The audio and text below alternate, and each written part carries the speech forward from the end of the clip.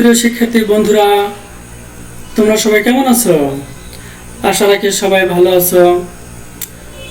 Barkatpur online মাদ্রাসার পক্ষ থেকে সবাইকে স্বাগতম।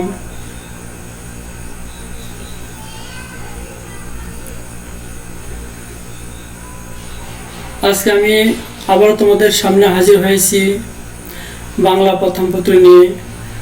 প্রথমে আমার পরিচয়টা দিয়ে দিচ্ছি।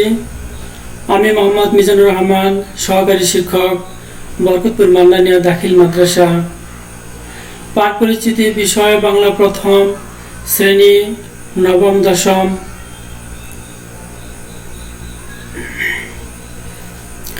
প্রিয় শিক্ষার্থী বন্ধুরা, আজকে পাঠ শুরু করার আগে প্রথমে আমি তোমাদেরকে কয়েকটি প্রশ্ন জিজ্ঞাসা করব। তোমরা প্রশ্নগুলোর উত্তর দেওয়ার চেষ্টা করবে। প্রশ্নগুলোর উত্তর অবশ্যই সুন্দর করে বুঝে শুনে উত্তর দিবে। প্রিয় শিক্ষার্থী বন্ধুরা, বলো দেখি, তোমাদের আপনজন কেউ বিদেশ থাকে? হ্যাঁ, বলো, বলার চেষ্টা করো। জি স্যার, হ্যাঁ, সুন্দর বলেছ। আচ্ছা প্রিয় শিক্ষার্থী বন্ধুরা, তাহলে বলো দেখি, তোমরা বলো তো, যে প্রবাসে থাকে তাকে এক কথায় কি বলে? প্রবাসী, হ্যাঁ, সুন্দর বলেছ, তোমাদের অনেক ধন্যবাদ।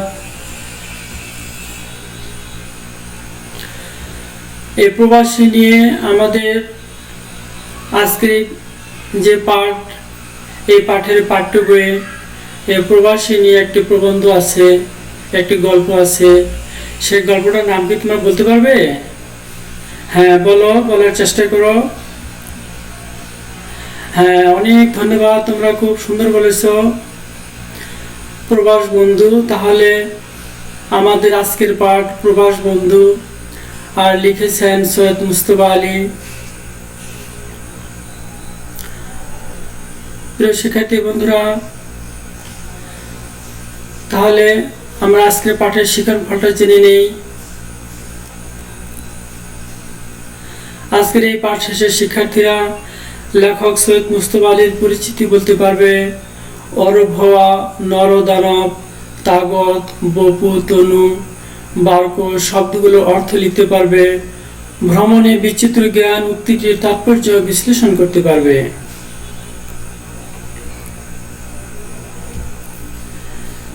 প্রিয় শিক্ষার্থী বন্ধুরা, চলো প্রথমে আমরা লেখক পরিচিতি জেনে নেই।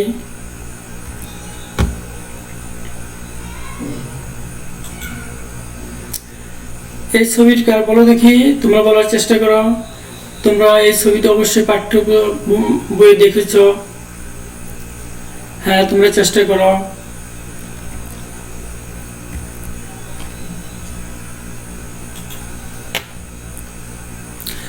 হ্যাঁ, আজকের পাঠের লেখকের নাম সৈয়দ মুস্তফা আলী।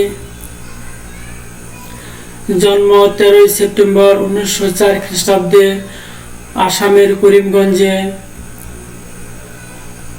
শিক্ষা জীবন সিলেট গভর্নমেন্ট হাই স্কুল ও শান্তিনিকেতনে পড়াশোনা করেন। 1926 খ্রিস্টাব্দে বিশ্ব ভারতী থেকে স্নাতক ডিগ্রি অর্জন করেন। 1932 খ্রিস্টাব্দে বন বিশ্ববিদ্যালয় থেকে ডক্টরেট ডিগ্রি অর্জন করেন।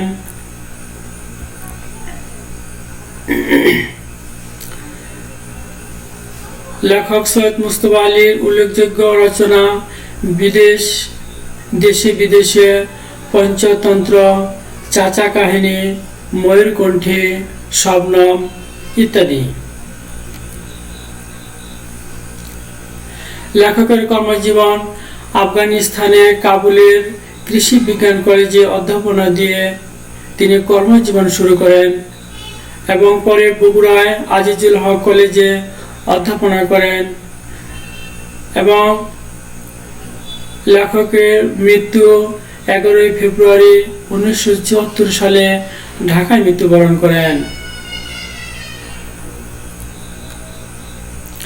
প্রিয় শিক্ষার্থী বন্ধুরা, এতক্ষণ আমরা আজকের এই পাঠের লেখক সৈয়দ মুস্তফা আলীর পরিচিতি জানলাম। এখন তোমাদের আমি একটি একক কাজ দিতে চাই। তোমরা কাজটি সুন্দর করে করবে। লেখকের জন্ম মৃত্যুর সাল নিজ নিজ খাতায় লেখো। তোমরা সুন্দর করে লেখো, বুঝে শুনে লেখো।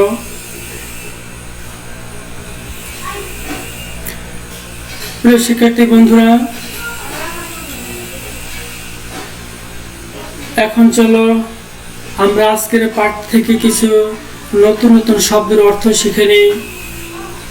শব্দের পাশে দেখো সুন্দর ছবি দেওয়া আছে। ছবি দেখলেই তোমরা ওই শব্দের অর্থটা মনে করতে পারবে এবং কি মনে করার চেষ্টা করো। হ্যাঁ, প্রথমে দেখো অরভুয়া। অরভুয়া শব্দটির অর্থ কি? হ্যাঁ, তোমরা চেষ্টা করো, বলার চেষ্টা করো। হ্যাঁ, বলতে পারবে?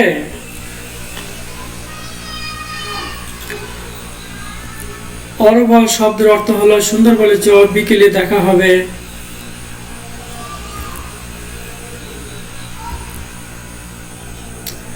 তাগত শব্দ অর্থ কি? তোমরা ছবি দেখো, নিচে ছবি আছে, ছবি দেখে বলার চেষ্টা করো। হ্যাঁ, বলো। হ্যাঁ, সুন্দর বলেছ। তাগত শব্দ অর্থ হলো শক্তি।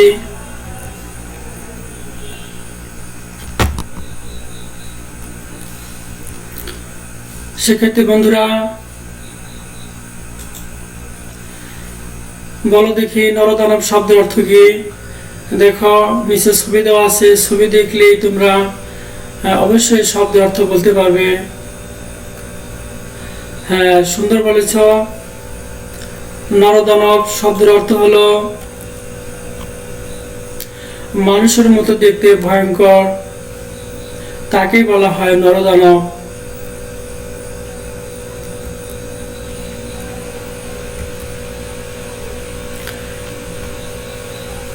শিক্ষার্থী বন্ধুরা, পড়ো দেখি পান্তুয়া শব্দের অর্থ কি? হ্যাঁ, সুন্দর বলেছ। পান্তুয়া শব্দের অর্থ হলো রসগোল্লা জাতীয় মিষ্টি। রসগোল্লা জাতীয় মিষ্টিকে বলা হয় আফগানি ভাষায় অর্থাৎ কাবুলের ভাষায় পান্তুয়া। প্রিয় শিক্ষার্থী বন্ধুরা, চলো আমরা আরো কিছু নতুন শব্দের অর্থ শিখে নেই। বলতো বারকোড শব্দের অর্থ কি?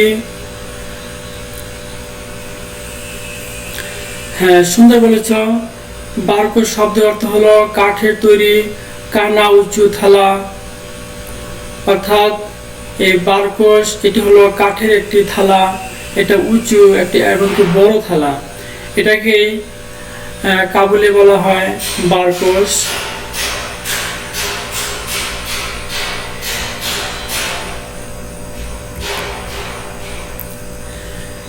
প্রিয় শিক্ষার্থী বন্ধুরা, আজকের পাঠে লেখক গল্পের দুটি শব্দ ব্যবহার করেছিলেন, একটি হলো তনু আর একটা হলো বপু। তো বলো দেখি এই তনু শব্দের অর্থ কি? তোমরা বলার চেষ্টা করো। হ্যাঁ, তনু শব্দের অর্থ হলো ছোট দেহ। আর বপু শব্দের অর্থ হলো, তোমরা বলো, ছবি দেখে বলো। বপু শব্দের অর্থ হলো বড় দেহ। সুপ্রিয় শিক্ষার্থী বন্ধুরা, এতক্ষণ আমরা কিছু নতুন নতুন শব্দের অর্থ শিখে নিলাম। এখন তোমাদের আমি একটু জোড়ায় কাজ দিতে চাই। তোমরা দুজনে মিলে এক খাতায় জোড়ায় কাজ করবে, দুজনে পরামর্শ করে।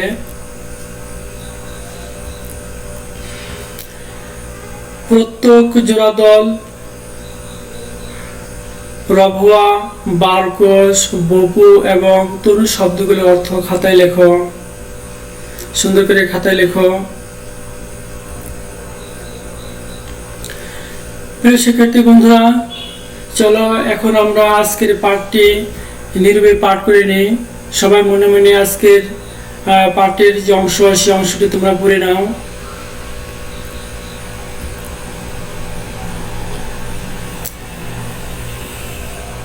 সুপ্রিয় শিক্ষার্থী বন্ধুরা, আমরা এখন মূল পাঠে চলে এসেছি। তোমাদের অবশ্যই মনোযোগী হতে হবে, একটু মনোযোগী না হলে পাঠটা বুঝতে পারবে না।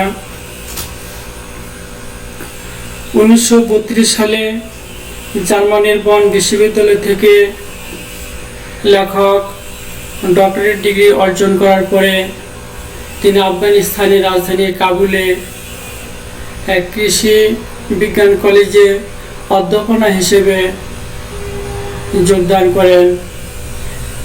তিনি যে কয়েকদিন কাবুলে অবস্থান করেছিলেন, কাবুলের বিভিন্ন সংস্কৃতি, কৃষ্টি, কালচার, খাবার দাবার এবং কাবুলের আবহাওয়া বিভিন্ন কিছু কবির স্মৃতিতে রয়েছে। আর কবি এই সব স্মৃতি নিয়ে এই গল্পটি লিখেছেন। কবি যখন কাবুলে অবস্থান করলেন, কাবুলে অবস্থান করার আগে কবির এক সহকর্মীকে চিঠির মাধ্যমে বলেছিলেন যে ওনার জন্য বাসা ঠিক করার জন্য,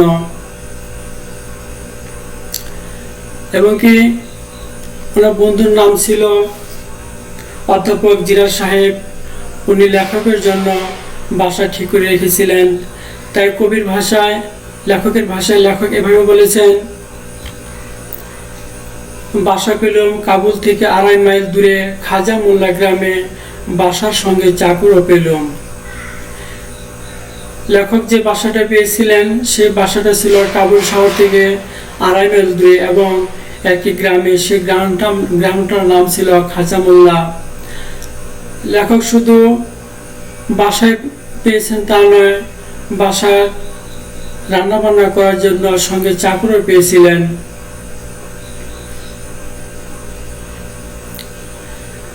লেখক যে চাকরটি পেয়েছিলেন সে চাকরের নাম ছিল আব্দুর রহমান। লেখক উল্লেখিত গল্পে আব্দুর রহমানের কিছু শারীরিক বৈশিষ্ট্য বর্ণনা করেছেন। প্রিয় শিক্ষার্থী বন্ধুরা, চলো এখন আমরা আব্দুর রহমানের শারীরিক বৈশিষ্ট্য সম্পর্কে জানব।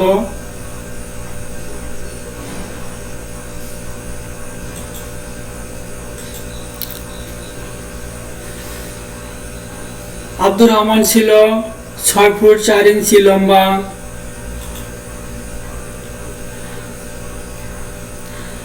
আব্দুর রহমানের আঙ্গুলগুলো দু কাঁদি মর্দমান কলার মতো, অর্থাৎ মর্দমান কলা, যে কলাগুলো অনেক বড় বড়। লেখক আব্দুর রহমানের আঙ্গুলগুলো সেই মর্দমান কলার সাথে তুলনা করেছেন।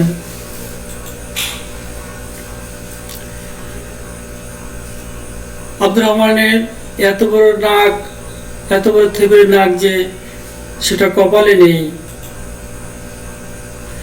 এবং আব্দুর রহমানের পা দুখানা ডিঙ্গি নৌকার সাইজ ছিল।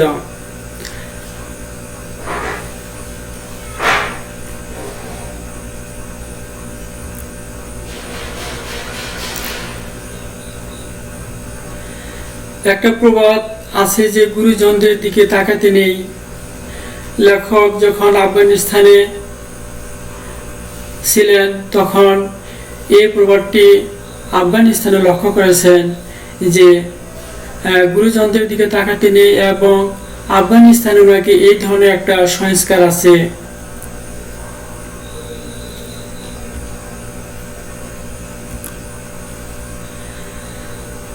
লেখক যখন ওনার বাসায় গেলেন, বাসায় দুপুরে রান্না করা হবে, তখন ওনার যে চাকর ছিলেন আব্দুর রহমানকে টাকা দিয়ে বাজারে পাঠালো। এবং আব্দুর রহমান বাজারে গিয়ে যা যা কিনেছিল এবং সেই বাজারগুলো কিভাবে বাসায় নিয়ে এসেছিল, লেখক এখানে এভাবে বর্ণনা করেছেন। এক পর্বত প্রমাণ বোঝা মাথায় নিয়ে আব্দুর রহমান ফিরে আসে। তার ভিতর নুন, তেল, লাকড়ি সবই দেখতে পেলুম। অর্থাৎ আব্দুর রহমান যখন বাজার খরচ নিয়ে বাসায় ফিরছিলেন, তার মাথার ভিতরে লাকড়ি, লবণ, তেল সব কিছু একসঙ্গে নিয়ে বাসায় ফিরছিলেন।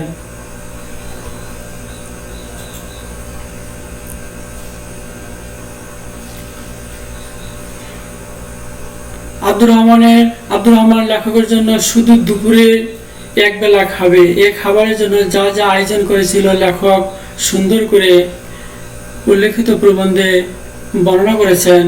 এখন আমরা সে জিনিসগুলো জানবো যে লেখকের জন্য আব্দুর রহমান শুধু একবেলা দুপুরের জন্য কি কি খাবার আয়োজন করেছিল।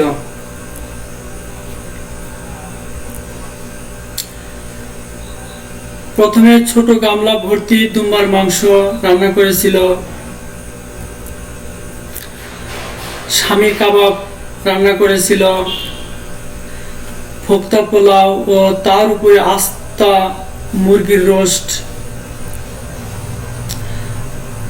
এবং কি আরো দুপুরে খাবার জন্য আয়োজন করেছিল আব্দুর রহমান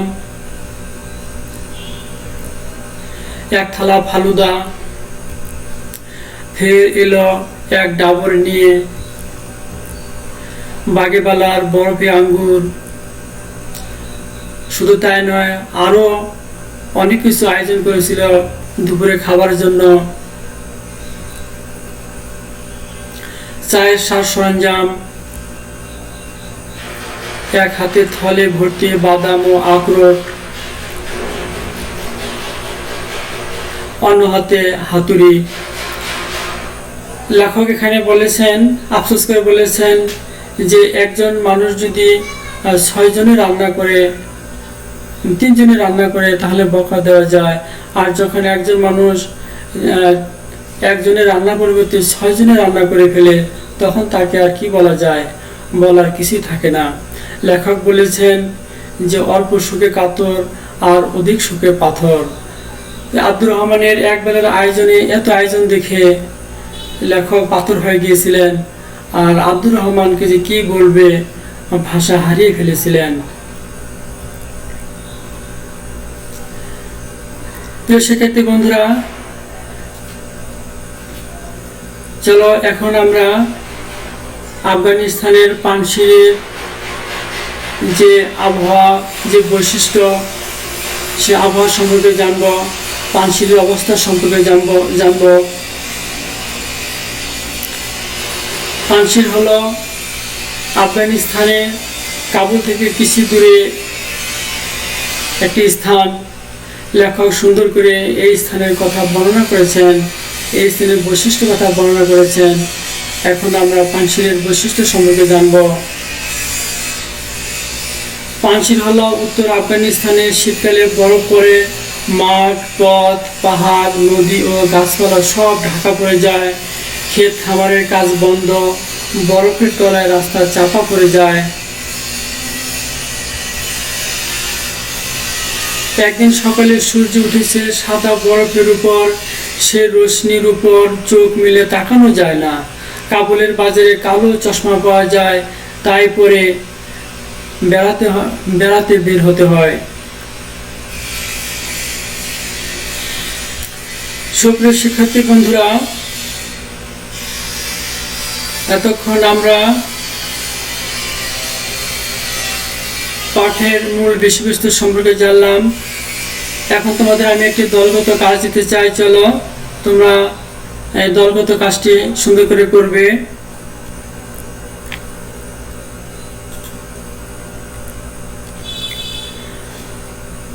তোমরা সবাই দলে দলে এক হাতে লেখো আব্দুর রহমান লেখকের দুপুরের খাবারের জন্য কি কি আয়োজন করেছিল তার একটি তালিকা প্রস্তুত করো। প্রিয় শিক্ষার্থী বন্ধুরা, এখন আমরা মূল্যায়ন পর্বে চলে এসেছি। আমি তোমাদের কয়েকটি প্রশ্নের মাধ্যমে আজকের পাঠের অগ্রগতি জানার চেষ্টা করব। তোমরা প্রশ্নগুলো সুন্দর করে উত্তর দিবে। প্রিয় শিক্ষার্থী বন্ধুরা, বলো তো আব্দুর রহমানের উচ্চতা কত ফুট কত ইঞ্চি ছিল? 6 ফুট 2 ইঞ্চি, 6 ফুট 4 ইঞ্চি, 6 ফুট 6 ইঞ্চি, 6 ফুট 8 ইঞ্চি। তোমরা বলার চেষ্টা করো। হ্যাঁ, সুন্দর বলেছ। তাহলে চলো আমরা উত্তরটা মিলিয়ে নেই। 6 ফুট 4 ইঞ্চি। হ্যাঁ, তোমাদের অনেক ধন্যবাদ। শিক্ষার্থী বন্ধুরা, পানশির আফগানিস্তানের কোথায় অবস্থিত বলো দেখি? উত্তর আফগানিস্তানে, দক্ষিণ আফগানিস্তানে, পূর্ব আফগানিস্তানে না পশ্চিম আফগানিস্তানে? তোমরা বলার চেষ্টা করো। হ্যাঁ, তোমরা খুব সুন্দর বলেছ। চলো আমরা সঠিক উত্তরটা মিলিয়ে নেই। দক্ষিণ আফগানিস্তানে। প্রিয় শিক্ষার্থী বন্ধুরা,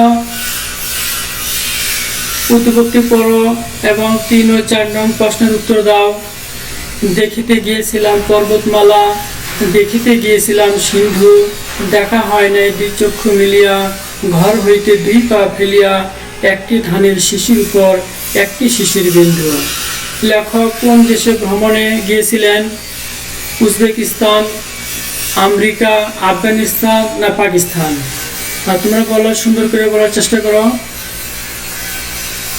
হ্যাঁ, সুন্দর বলেছে। তাহলে চলো আমরা সঠিক উত্তরটা মিলিয়ে নেই। আফগানিস্তান। ভ্রমণে যা অর্জন হয়, কি অর্জন হয়? বিভিন্ন দেশের সংস্কৃতি, বিচিত্র জ্ঞান, বিভিন্ন দেশের ঋতু বৈচিত্র্য। নিচের কোনটি? হ্যাঁ, চলো আমরা তাহলে সঠিক উত্তরটা মিলিয়ে নেই। 1, 2, 3। তোমাদের অনেক ধন্যবাদ। তোমরা খুব সুন্দর করে প্রশ্নগুলোর উত্তর দিতে পেরেছ।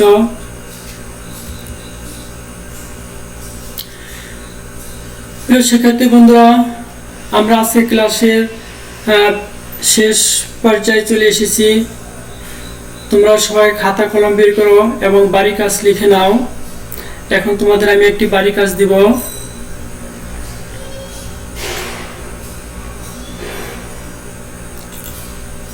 শিক্ষার্থী বন্ধুরা,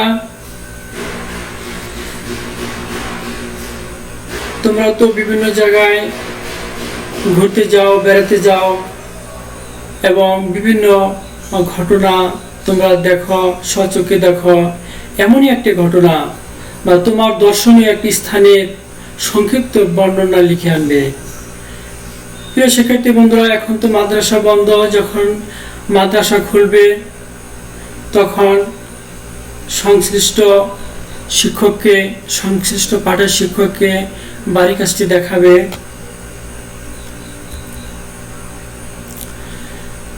শিক্ষার্থী বন্ধুরা, আবারও তোমাদের সবাইকে অনেক অনেক ধন্যবাদ। তোমরা ভালো থাকো, সুস্থ থাকো। তোমাদের সুস্বাস্থ্য কামনা করে আজকে পর্যন্তই। আল্লাহ হাফেজ।